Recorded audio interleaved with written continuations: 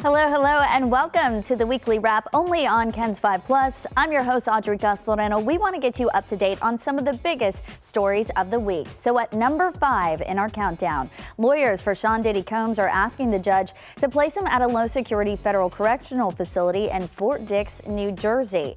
Now, Combs is currently being held at a detention center in Brooklyn. He was found guilty earlier this year of 2 counts of transportation to engage in prostitution. He was sentenced Friday to 4 years and 2 months in prison. At number 4, new surveillance video has been released of former NFL quarterback and now commentator Mark Sanchez in Indianapolis over the weekend. So you can see Sanchez staggering and clutching his right side. A bartender said he was bleeding when he showed up at his bar. The 38-year-old was arrested and charged with a felony after an altercation with a 69-year-old truck driver. The driver told police while he was picking up grease from a restaurant, Sanchez attacked him. The driver pepper sprayed his face and stabbed him multiple times. He also said Sanchez, quote, smelled of alcohol and his speech was slurred. Now, Sanchez was released from the hospital and taken to jail.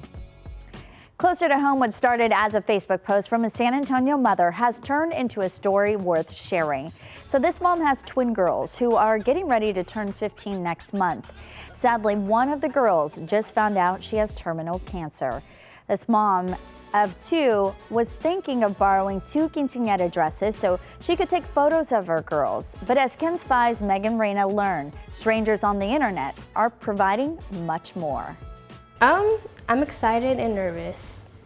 14-year-old Dariella Foster is almost always smiling. Not really. I tell her every day, like, she's the strongest person I know. And almost always by her twin sister, Daniella's side. But on this Tuesday night, Daniela was a bit camera shy. Did you know your mom was going to make that post? No. Neither of them were expecting this attention. On Friday, her mother, Damaris Gonzalez, posted this on a Facebook group asking to borrow 2 quinceañera dresses for the girls who turn 15 next month. Not for a party, because she says she can't afford one, but for photos. Just to at least have something there, try to make the memories with her, because we don't know how long she will have. Just days before that post, they found out Dariella's stage 4 bone cancer was now considered terminal. You know, any mom, it would, it tore my heart.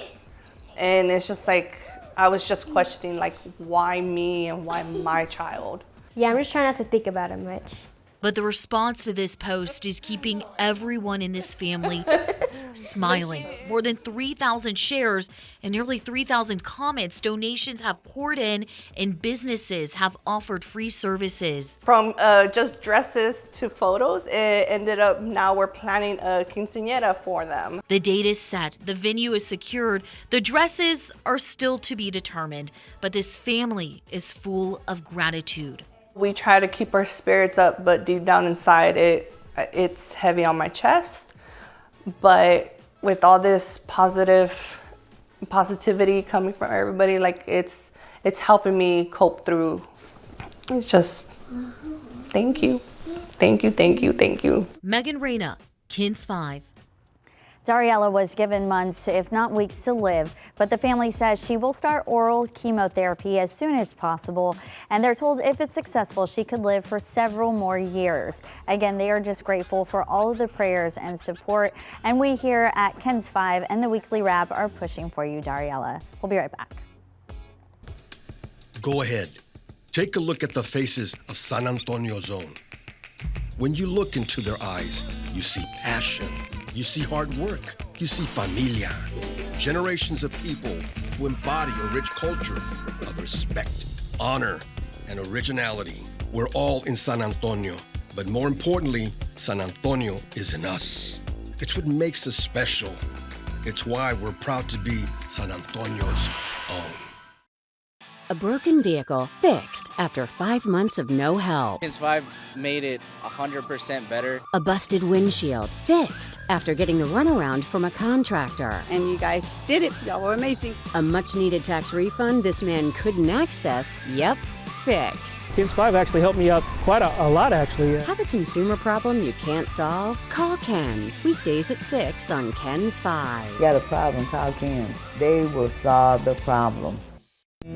My name is Sue Kalberg, and I am a journalist for Kens 5 for 22 years. I think it's been an awesome privilege to be able to work in the town that I grew up in. My uncle, Rex Stanley, was the very, very, very, very first guy hired at Kens 5. From the beginning, I said, you can get paid for that? Let me in. It fills my heart to be a part of the Kens family, because the Kens family is the San Antonio family. I am San Antonio's own Sue Kalberg.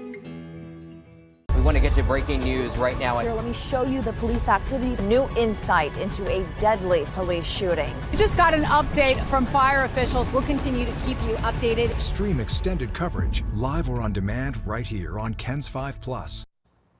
Welcome back. At number 3 in our countdown, the last of the 10 New Orleans jail escapees has been captured after 5 months on the run. Check it out. The U.S. Marshals say Derek Groves has been taken into custody in Atlanta. He was arrested after a standoff with police at a home there. There he is, blowing a kiss. Groves and 9 other inmates escaped from the New Orleans jail May 16th through a hole behind a toilet. Within 24 hours, 3 escapees were tracked down and captured by law enforcement, while several others were taken back into custody within a few weeks. A former employee at the jail is accused of helping Groves coordinate the escape. At number 2, hundreds of National Guard troops from Texas are settling in Elwood, Illinois. Now, this is about an hour south of Chicago. The 200 Guard members were spotted carrying unloaded rifles and gas masks. President Trump says he deployed the troops to help protect federal workers and property in Chicago. But Chicago's mayor and Illinois' governor have objected to the troops being deployed. And it is Hispanic Heritage Month, and today we are highlighting the story of a tour guide at Mission San Jose who has an especially strong personal connection to the mission. His devotion runs so deep because for years he's cared for the mission cemetery where an ancestor of his is buried. Kens 5's Alicia Nieves explains why every tour tells history, but this volunteer is telling his family story. To most visitors, Mission San Jose is history carved in stone. For 74-year-old Vincent Huizar, it's family. Great-great-great-grandfather. That grandfather was Pedro Huizar, believed by many to be the master craftsman behind the facade and rose window. Commissioned by the King of Spain, Huizar began constructing the window at Mission San Jose in 1775. It wasn't a master mason, it was a master carpintero. 2 theories surround the window's name. One says it honors Huizar's sweetheart, Rosa, who tragically died at sea. Another, that it was dedicated to Saint Rose of Lima, the first saint of the New World. Whichever is true, the rose window is considered the finest example of Spanish colonial ornamentation in the United States. It's one of the most photographed treasures in Texas, second only to the Alamo.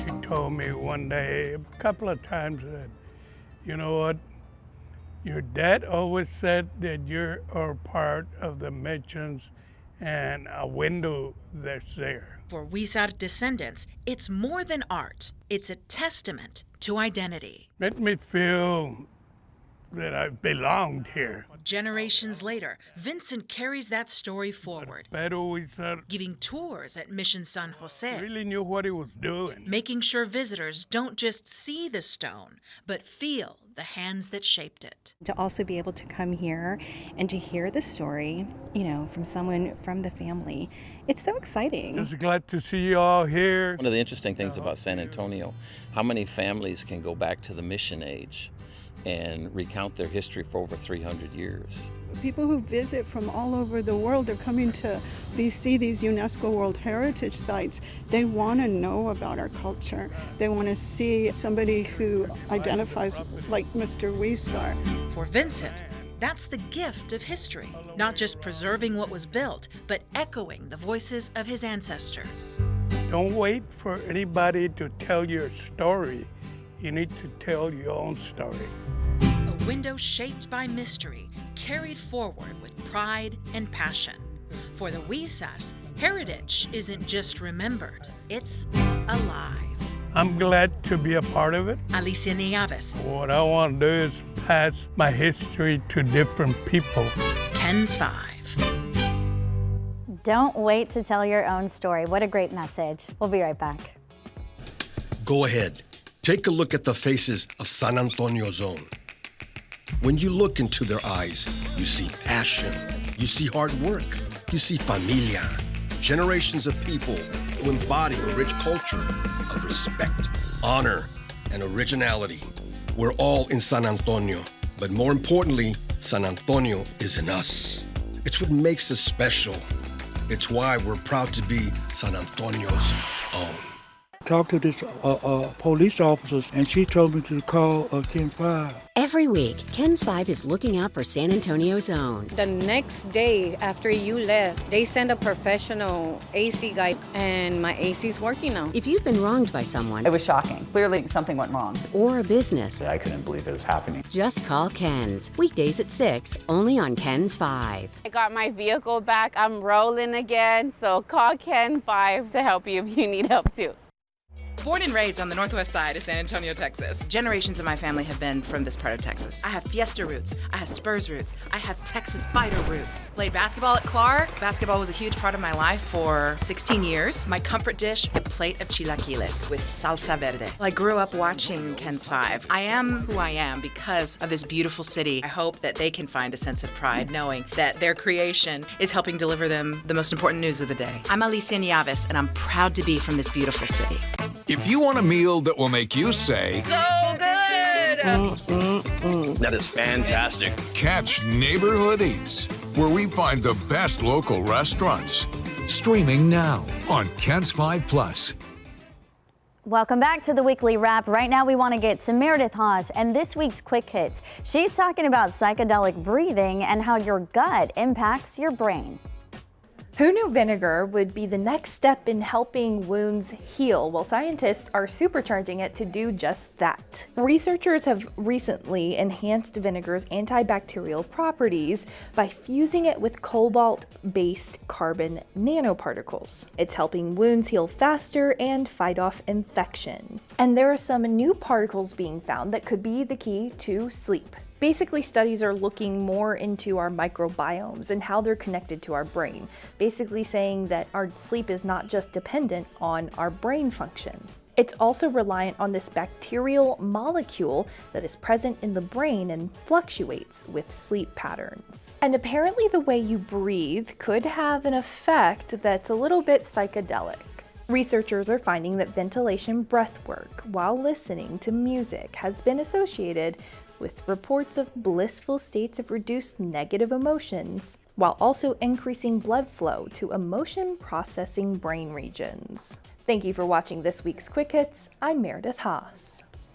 Interesting stuff. And all right, at number 1 in our countdown, Tuesday marked 2 years since a deadly Hamas-led attack on Israel. And now Israel and Hamas are just one major step closer to ending the war. Wednesday, the two parties and the U.S. announced a Phase 1 ceasefire deal that calls for the release of all remaining Israeli hostages. On social media, President Trump referred to the agreement's terms as the first steps towards a strong, durable, and everlasting peace.